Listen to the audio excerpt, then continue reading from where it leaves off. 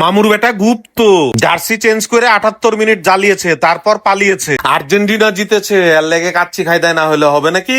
বলুন তো, কাচ্চি আমাদের এত ভাল লাগে কেন? ব্যাপারটা হলো মোগল আমল থেকে বাঙালি রক্তের ভিতরে একটা রাজা বাদশার ভাব আছে, এর লেগে যে কোনো খানদানি অনুষ্ঠানে কাচ্চির কথা মাথায় চলে আসে। কাচ্চি খাই দেওয়ার সময় ব্রাজিল আর আর্জেন্টিনা বলে কোনো কথা নাই, সব এক। যে পাটলি আমরা ঢুকেছি, ম্যানেজারের গলা শুকিয়ে গেছে, কোন খেলা শুরু হয়ে যায় এটা ভাবে। ছেলে পেলে পুরো ফর্মে আছে, 90 মিনিটের খেলা 10 মিনিটেই খেলে দিবে, খালি কাচ্চির প্লেটটা সামনে আসুক। জবর এক কাহিনী, ক্যামেরাটা দিয়েছি এক টিকটকারের হাতে ভিডিও করতে, বাস কাম সারা। কই থেকে কোথায় নিয়ে গেছে ক্যামেরা তা ওই নিজেও জানে না। এদিক ব্রাজিলের সাপোর্টার সুজন ভাই খাসির রান দেখে ভুলে গেছে হালান্ডের হাতে গোল খাওয়ার কথা। এদিক ব্রাজিলের আরেক সাপোর্টার সজীবের মাথা নষ্ট যে ফিফা কেন মিশরকে 3 গোল দিল না। এটা কোনো কথা? বারবার বলছি কাচ্চি খাওয়ার সময় অন্য কোনো কথা নাই। এদিকে ব্রাজিল সাপোর্টারদের ফুটবলের কথা মাথা থেকে যাচ্ছেই না, এদিকে সালাদের টেস্ট রিভিউ দেওয়ার লাগে কেবল মুখে দিয়েছি। वो अलग ही लेवल का बंदा था।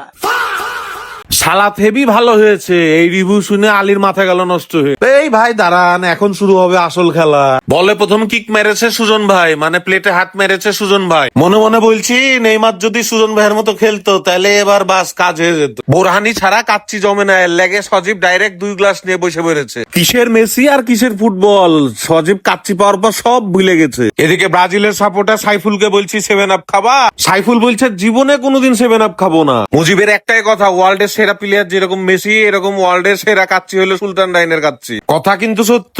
কলকাতা, ব্যাঙ্গালোর, বিহার, দার্জিলিং, চেন্নাই সহ আরো অন্তত 10 জায়গায় কাচ্চি খেয়েছি, কিন্তু এই কাচ্চির মতো কোনো কাচ্চি পাইনি। বাংলাদেশের কাচ্চির মশলার যে ফ্লেভার আর টেস্ট, এটা অন্য কোথাও পাওয়া যাবে না। সুলতান ডাইনের থেকে ভালো কাচ্চির খোঁজ কারো জানা থাকলে কমেন্ট অবশ্যই জানাবে।